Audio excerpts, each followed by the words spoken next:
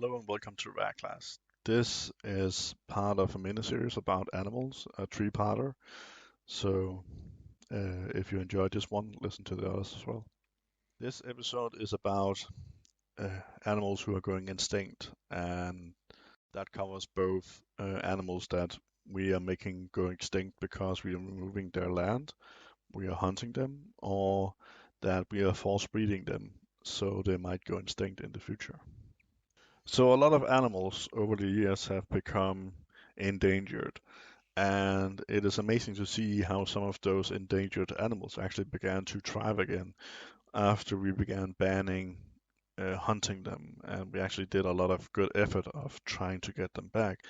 And it's amazing that we can do this because we are often the reason why those animals ended up being in in that position in the first place because we hunted them to extinction.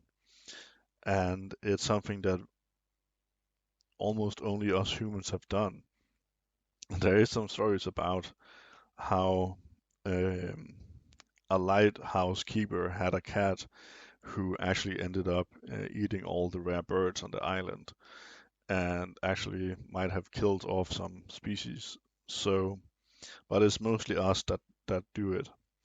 And we do it in different ways. And I'm going to talk about one of the ways that we can affect the most is in breeding. Every animal we as humans breed has been bred with a single purpose, mostly, or has been bred because they have some trait that we like. Like um, some dog breeds have a flat nose because that was popular at the time. And then they began force breeding animals who had that trait. And often when you force breed animals, they are bred to be pure blood, but that means that they're cousins and siblings that are getting babies, and that will make them inbred and slowly kill them.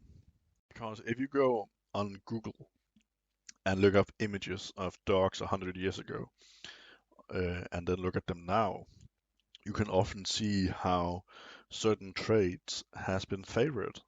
So long bodies and legs might have been gone because we wanted them small and compact.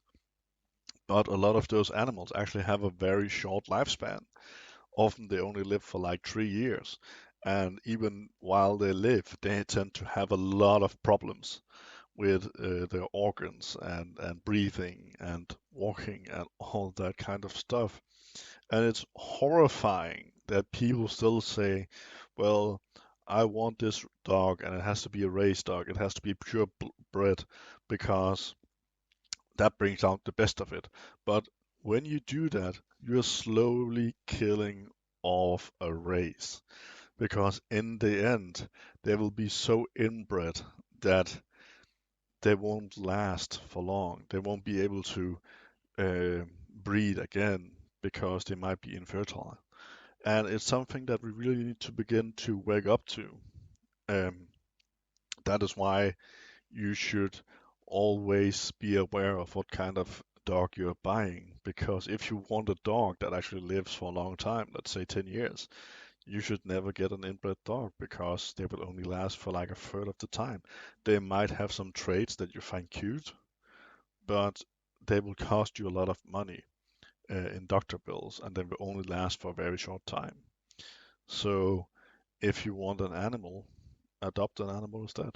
Um, then one of the next things is farm animals, food animals. I talk a bit about those in one of the other episodes, but in here I'm going to talk about how animals have been bred to have certain traits.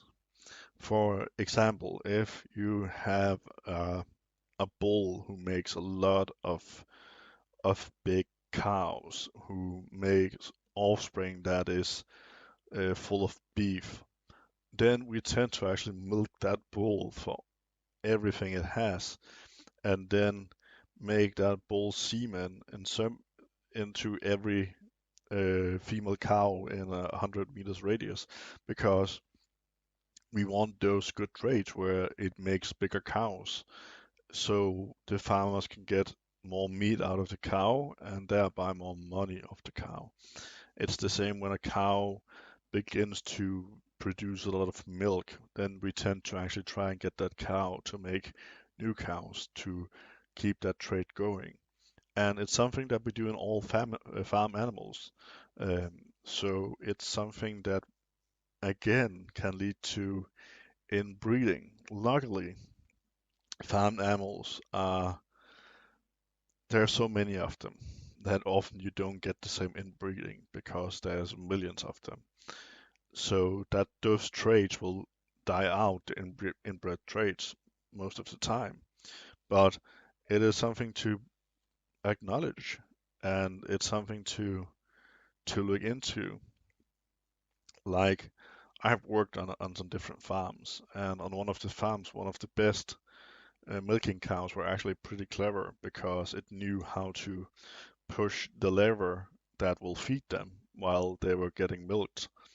But it was also chain inseminated because it was the best milking cow they had. So they wanted to make sure that that cow kept producing good calves. And it's something that it did. And that is a trait that the farmers wanted. So that's what they got. It's the same where the own farm my family had, where we had um, a big pig it was massive.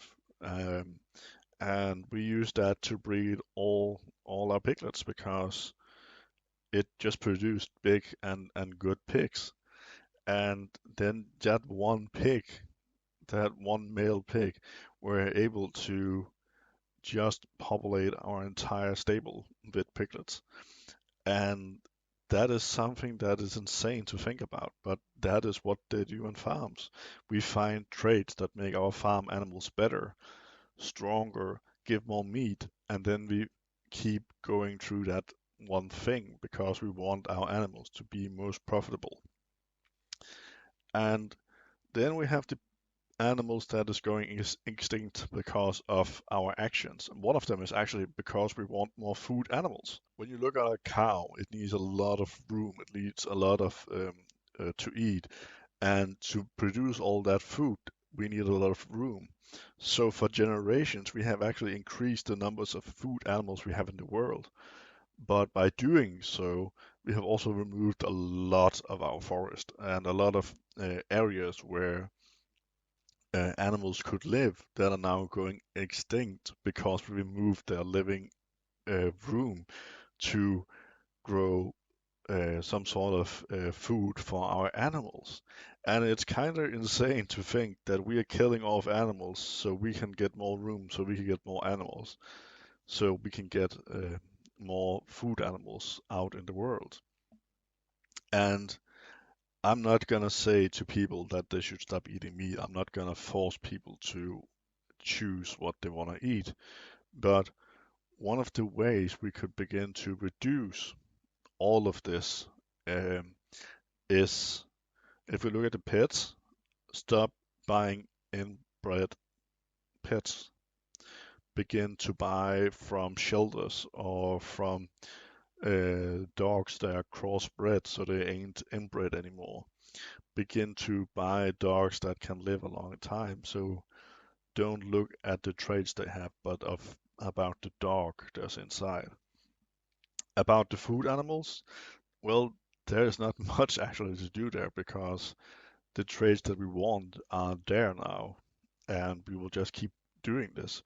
But we have to remember that we could eat a bit less meat, and that would actually make our food animals' lives better, and it will begin making farmers not having to cut down forests so they can have more land to plant crops on for animals because of a lot of the food that is grown is often used to actually feed the animals that we eat. So it's something that where we by reducing our meat intake and making our governments and farmers aware of the problem, we might actually be able to save living space for extinct animals.